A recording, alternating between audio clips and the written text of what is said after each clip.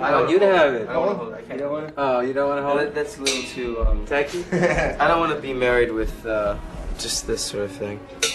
I'm very proud of it, but I think it's a bit too showy. Did you go to an acting school? No. Oh, you didn't? No, I started acting through auditioning and trial by error, basically. How old were you then when you started? 10. Was that so? Mm-hmm. Television commercials, and then later you get cast in a film if you're lucky. Mm-hmm. I can't really explain why I understand what I understand. I just do. Mm. And to try to figure it out, I think, would kind of ruin it, you know. Mm. I want to leave it like a mine of gold, you know, without ever mining it, you know, and selling it. I don't want to sell it off. I don't want to talk about it. I don't want to understand it in a way that will exploit the pureness.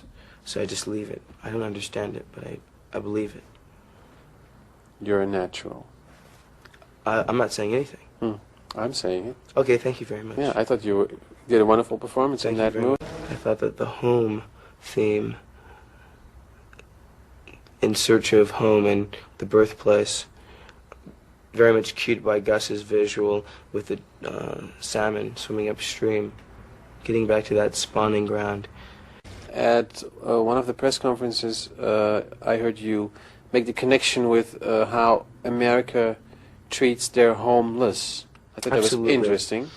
Well, I mean, we all know it. I mean, there's nothing to hide. It's very obvious. There are priorities that lie more in an arms race or supporting like a World Bank, which has its subsidiaries and its affiliates spreading, you know, develop the third world or whatever, you know, spreading its havoc across our continent, you know. It's more of like a police state now, more so than ever in the States, you know. They're controlling things that get the culture in trouble, you know. It's like a pressure cooker and never turning the stove off. It cooks and cooks until it explodes. Idaho just reminds you of the street level that is ignored. And perhaps you have a lot of that in Europe, and you do in fact. But we have so much more, you know, in concentrated areas where there's no way of integrating and finding a way out. You know, you're just trapped to, you know, your perimeters. That was short. Well, I mean, the problem is that I believe very much in the Native American Indians who really owned this land beforehand. And their idea was that a photo can take your soul. So, of course, I've compromised to some degree, but then I haven't because I'm playing another character in films. Beer break. It's imported, and it's from Holland. Yeah. Did you tell them the story yet? Last night I was at a conference of some kind. It was terrible. And I was asked to do Amsterdam TV by the company. I said, oh, well, yeah, where are they? And then he shows up, and I know Brom from the Chili Peppers. And so then we got together and started this. Because you normally don't do I don't a do lot television.